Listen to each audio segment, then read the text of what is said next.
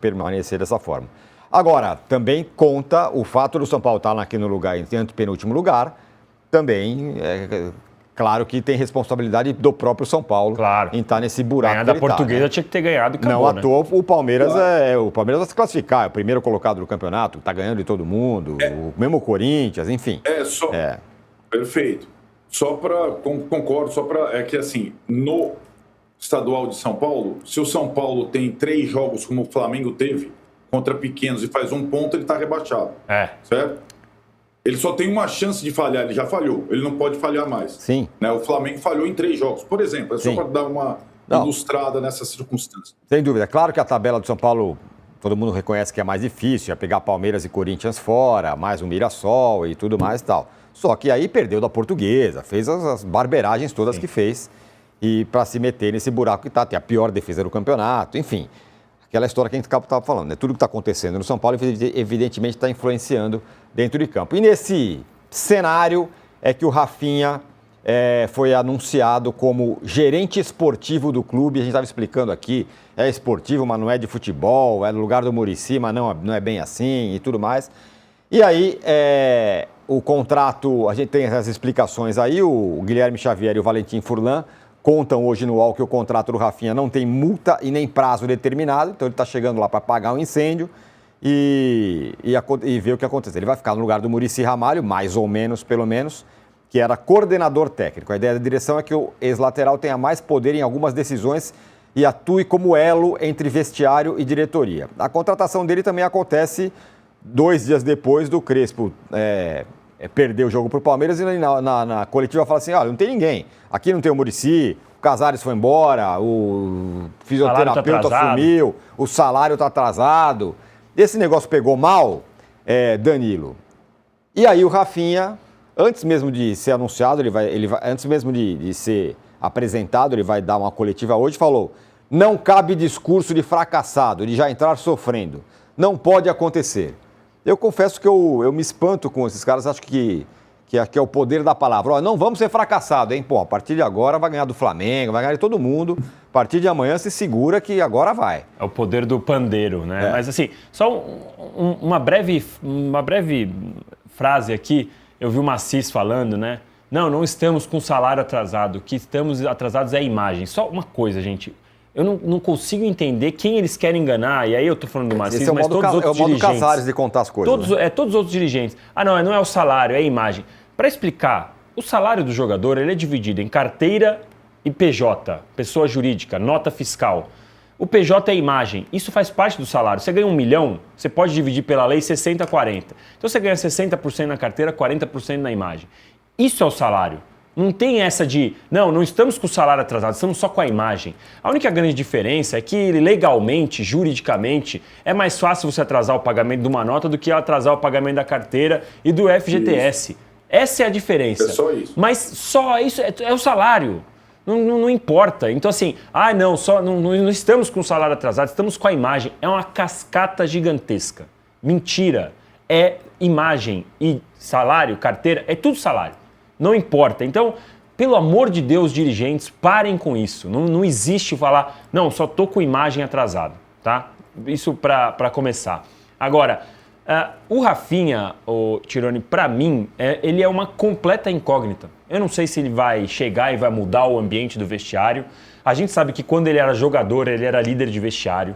Ele tocava lá o pandeiro, puxava a roda, conversava com os caras, resolvia problema, era um interlocutor entre diretoria e comissão técnica e elenco. Ele, dentro de campo, era o cara mais chato do mundo para reclamar com a arbitragem, com bandeirinha, com qualquer um. Não parava de reclamar. Então ele é um cara que tem essa postura de líder. Ele sempre teve esse cargo nos times que ele passou. Mesmo no Bayern de Munique, quando ele não era o titular absoluto da posição, ele era um cara muito respeitado, ele tem uma história muito respeitada no Bayern. Nunca teve muito sucesso na seleção brasileira, acho que essa foi a grande questão da carreira dele toda, mas pelo resto, super respeitado no Bayern, campeão no Flamengo, foi bem também no São Paulo, é super identificado, Mas para mim é uma incógnita. Eu não sei como ele vai conseguir mudar o ambiente. Ele vai chegar lá, vai pôr dinheiro do bolso para pagar o salário, vai chegar para o Maciz e vai falar: Maciz, olha, a imagem aqui você não pode deixar. Mas tá bom, o Maciz vai arranjar dinheiro da onde? Vai deixar de pagar quem? Até que ponto esse poder de conversa resolve, sabe? Porque assim, o Belmonte não era jogador. Era jornalista, aliás, como nós. E ele estava lá no vestiário, e até onde a gente sabe, das notícias, conversando com os jogadores, ele tinha uma boa interlocução com os caras. Falava: olha, sinceramente, estamos atrasados, vamos pagar tal dia e tal. E os caras meio que entendiam. Então, assim, para mim é uma completa incógnita. E quando eu digo incógnita, entenda, não é pro bem e pro mal, é dúvida, eu não sei. Simplesmente não consigo falar aqui se o Rafinha vai dar certo ou não. Estou curioso, quero saber qual vai ser esse poder aí de persuasão só de chegar e falar alguma coisa, Tironi. Bom, ele vai ser apresentado hoje, mais tarde, a coletiva lá de apresentação dele. Estou curioso para ver o que ele vai falar, porque antes de ser apresentado ele deu uma cortada, mais uma no Crespo. Primeiro foi o Maciz, depois agora o Rafinha. E aí, Arnaldo? Aliás, o que você acha que o Rafinha pode acrescentar?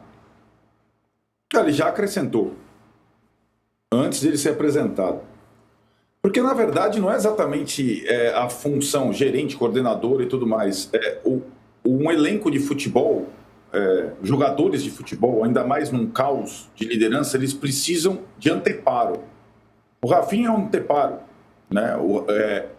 O fato dele estar presente no dia a dia, coisa que o Muricy já não fazia, dele ter ascendência sobre esses jogadores, coisa que o Muricy não tinha por uma questão geracional, já é importante e já desafoga o treinador e os demais líderes, né?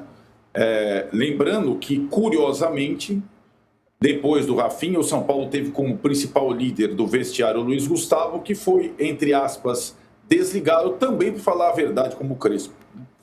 Eu acho que o Rafinha, ele pode, pela ascendência e não pelo dinheiro, ele não vai botar dinheiro do bolso dele, desafogar, fazer como ele disse, acho que foi a melhor frase que ele falou no Sport TV ontem, quando ele anunciou sua saída da TV e a entrada no São Paulo.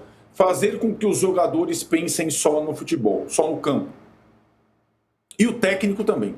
Eu acho que essa indireta ao Crespo, que na verdade faz eco com o discurso do Maciz, é quase uma continuidade do discurso patronal, é também para que o Crespo... A minha impressão, Tironi, é que a partir de hoje, quando ele for apresentado, ele e também o Rui Costa, que ficou à sombra do Belmonte um tempão, falem pelo São Paulo. E não deixem o técnico e os jogadores tão expostos, né? Como é que começou esse ano? Era o Luciano implorando para o torcedor ter paciência. O Crespo no sincericídio. O São Paulo exposto. Já é um time fraco. Então não dá para os jogadores do São Paulo, o treinador do São Paulo, até para eles terem foco no que interessa, estarem expostos o tempo todo. Eu acho que o Rafinha ajuda no dia a dia, ajuda no vestiário, ajuda na situação. Mas isso é uma coisa, uma função, elo entre jogadores e demais setores. Só para pegar um gancho do Danilo e falar sobre o direito de imagem atrasado, ele tem total razão e não é a presença do Rafinha que vai resolver isso, embora ele tenha falado que ele vai apresentar aos jogadores um plano para a quitação dos atrasados. Vou explicar para o Danilo que para ele entender qual é a do São Paulo Futebol Clube desde a pandemia na era Leco. O São Paulo começou a ter essa política de não poder, na pandemia, antes do Casares. A pandemia talvez justificasse isso, certo? Uhum. Não tinha arrecadação, não tinha receita. Então, na pandemia, houve com os atletas um pacto de honrar o salário da carteira e nos direitos de imagem você pagar com até 2 meses de atraso. Isso foi perpetuado nos 5 anos pelo Casares. E o fiador disso, com os jogadores, era o Belmonte. E o São Paulo foi tocando assim. Até hoje é assim. Pelo que eu entendi do Massis, ele vai... E você vê que o Massis ele não vai mudar essa coisa, não. Ele falou assim, não, eu vou honrar janeiro e a partir de janeiro eu não vou atrasar. Só que o novembro e dezembro estão atrasados, concorda? E eu acho, pelo que eu entendi, o plano que vai ser apresentado aos atletas é o seguinte, ó, esse montante de novembro e dezembro nós vamos diluir em X e eu quero ver o São Paulo pagar. Essa é a questão. Porque também o jogador do São Paulo, e o Crespo foi sincero mais uma vez nesse aspecto, ele, há 5 anos, ele tem salário atrasado, direito de imagem atrasado. Não é agora, há 5 anos. E aí acho que é uma das grandes diferenças em relação ao Corinthians, que passou pela mesma crise, digamos assim, né? O Melo, o lunático do Melo, ele deu calote em todas as instituições possíveis. Todos os clubes pegou transferban de lá e cá, mas ele não atrasou nenhum dia o elenco dele. E isso tem um efeito prático muito grande. E não é, vamos lá, porque torcedor também faz confusão, né, companheiros? Ah, o jogador não está jogando porque ele não está recebendo, está fazendo corpo mole. Não é isso que eu estou falando, para ser bem claro. É que é desagradável para qualquer trabalhador. O Tirone, ou não é? O Tirone gosta bastante dessa coisa. Não receber o que você tem direito no dia certo. Aí não dá. Certo? Não é verdade? Sim, mas... E o jogador do São Paulo passa, e o treinador do São Paulo passam por isso há 5 anos. eu então acho que agora vai ter um novo fiador, o Rafinha. Vai ver se vai funcionar. Vamos chegar aí na audiência brutal, falta pouco. A gente já chegou na meta de likes. Olha lá, viu? Agora é audiência brutal, chamem parentes e amigos. Só quero colocar botar minha colher nessa conversa, porque eu acho que essa história de, não, porque o Belmonte era o fiador, então ele acertava com os caras e tudo bem e tal. Tudo bem, esse negócio andou durante 5 anos, o que é uma vergonha para um clube do tamanho do São Paulo, mas enfim, as coisas andavam dessa forma. Eu só acho que entra uma poeira nessa conversa, Danilo, a partir de tudo que aconteceu no São Paulo. Eu não consigo imaginar um jogador falando assim, pô, mas eu tô aqui há 5 anos tendo que fazer acordo com o Belmonte. Não, mês que vem a gente paga 1 e deve 2. E aí chega carro forte, deposita a grana na conta não sei de quem. Excelente. O camarote tá não sei o que lá. O jogador vai falar assim, mas vem cá, tem grana para todo mundo meter a mão e para mim não tem? Eu repito, não acho que os caras vão fazer corpo mole nem nada. Mas acho que tem uma poeira nesse acordo. Imagina o Massis falar assim, oi pessoal, tudo bem? Eu estou combinando aqui com vocês, vou pagar metade agora, pago daqui a 5 anos. E os caras vão falar, mas vem cá, e a grana que chega de carro forte aí, dessa aí não vem para mim? Eu acho até que com a chegada do Massis, o Massis pode fazer a história do bad cop, good cop, sabe? Quando você tem o mau policial, o bom policial, chega, olha, gente, realmente o pessoal aqui tava ferrando a gente, mas a partir de agora vai mudar. Então, assim, a partir de agora eu garanto a vocês que não vai ter mais carro forte, que não vai ter mais desvio. Eu era o primeiro vice do cara? Sim, eu era, mas eu não sabia de nada. Né? Esse papo cola às vezes. E aí daqui pra frente tudo vai mudar. Agora, eu concordo com você, o jogador olhando, tudo atrasado, de repente sai notícia. 11 milhões em saques em carro forte nos últimos 5 anos, 1,5 milhão em depósito na conta do presidente, desvio de dinheiro no camarote, desvio de dinheiro, não sei quantos mil numa festa junina. Então, assim, agora tem até a investigação da negociação do Igor Gomes, que saiu também notícia disso. Aí realmente eu acho que começa a ficar um ambiente insustentável. E aí, uma coisa que eu vi o Arnaldo falando e uma coisa que eu tenho a impressão, eu não acho que todas as vezes em que o Crespo virou o porta-voz das notícias ruins e que ele começou ali a falar sobre as questões do São Paulo, ele foi provocado ou ele foi perguntado sobre.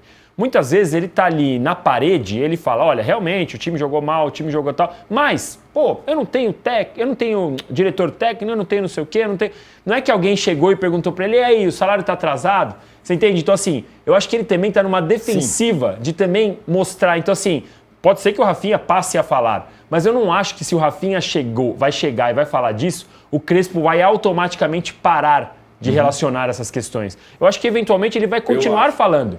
Vai falar assim, olha, eu entendo o ponto do Arnaldo, mas assim, eu acho que assim, na hora que o mais São Paulo for... Mais pelo presidente do que pelo Rafinha. Eu acho que assim... Danilo? Mais pelo... pelo que o presidente falou. Sim. Do que pelo Rafinha. Mas o que eu quero dizer assim, você já falou até sobre como que fala? Como eles são verdadeiros, como eles são transparentes, né? Então assim, imagina que o São Paulo tome uma sapatada do Santos agora no final de semana.